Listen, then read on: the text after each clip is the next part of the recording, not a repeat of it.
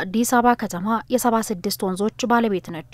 እነዚህ ጸጋዎቿን ታዲያ ከማልማትና ከትሩፋቷ ተጠቃሚ ከመሆን ይልቅ ለነዋሪዎቿ የጤና ጠንቅ ለአካባቢው እይታ ደግሞ ማራኪ ያልነበሩ ስፍራዎች ናቸው።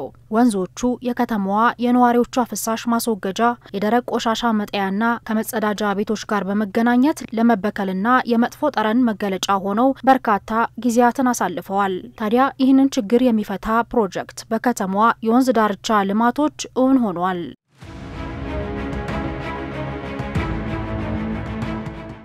በከተማ ውስጥ የተጀመረው የኮሪደር የልማት ስራው በዋናነት ትኩረት ከሰጣቸው ጉዳዮች መካከል በከተማ ውስጥ ያሉ እንዲሁም ደግሞ የተረሱ የተበከሉ ወንዞችን ወደ ቀድሞ ይዞታቸው መመለስና ለስነ ምህዳሩም እንዲሁም ደግሞ ለአካባቢው ምቹ ማድረግ ይገኝበታል።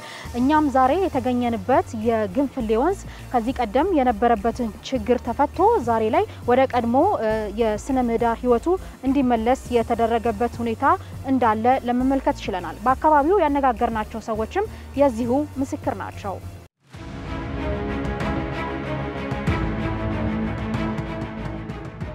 ያስ 2006-2007 ጀምሬ ወደ ውጭ ሀገር ሄጃለሁ። እዛ ቦታ ላይ ሆኜ እኔ ሀገሬን ሳስታውስ ባልገባ የሚልበት ደረጃ ላይ ነበር። ከዛ ግን ያን ሀገር አይቼ ምን አለበት ሀገሬም እንደዚህ ብታምርና እንዳለውን ጸግታ ቢኖራት ብዬ ተመኝቻለሁ።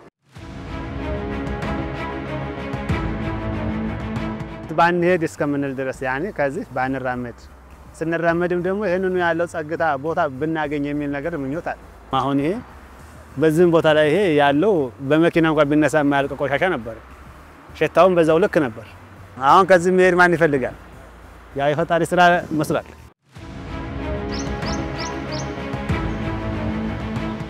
እንዲህ ሳይሰራ በፊት በጣም የተጨናነቀ ማለት ጥብቅ ያሉ ቤቶች የተሰራ እንዲ ንጹህ አየር የማይገኝበት እንዲሁም ልጆች ወጥቶ የሚጫወቱበት መዝናኛ ቦታ ያልነበረበት እዚህ ሰፈር ያልነበረበት ለመዝናናት ሩቅ ቦታ የምንሄድበት ነበር።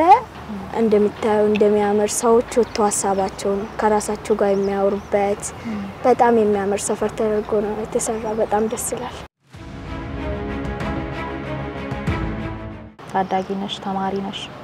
ሰፈርሽ እንደዛ በመሆኑ ምን ይሰማሽ ነበር? በፊት እንደነበረው ከሆነ በርግጥ በፊት ሳይፈርስ እንጂ ሳይሰራ በፊት ከቤት አንወጣም ነበር። እቤት ነው የምንቀመጠው። ምክንያቱም ጉንፋን ይዛቸዋል፣ ሽታ ነው፣ ቆሻሻ ነው እንባል ነበር። ከዛ በኋላ ይሄ እንዲ ከተሰራ አረንጓዴ ከሆነ በኋላ ምከለክለን የለም ማለት ንጹህ ሰፈር ስለሆነ አትጫወቱ ቆሻሻ ነው ምለን ሰው የለም።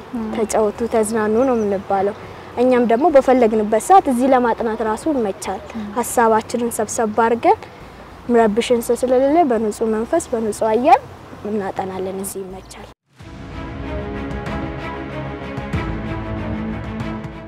ቆሻሻ ነበረ።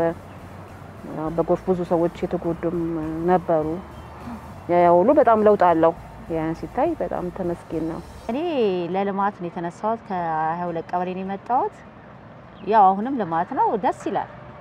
አንደኛ ንጽህናውን መጠበቁ ይሄ ሁሉ ነገር ደስ የሚል ነው። እንግዲህ ወንዙም ቆንጆ ነው እንዴ በዚህ ይቀጥል እናቴ። አለም አየንኩ ምን ይፈልጋል።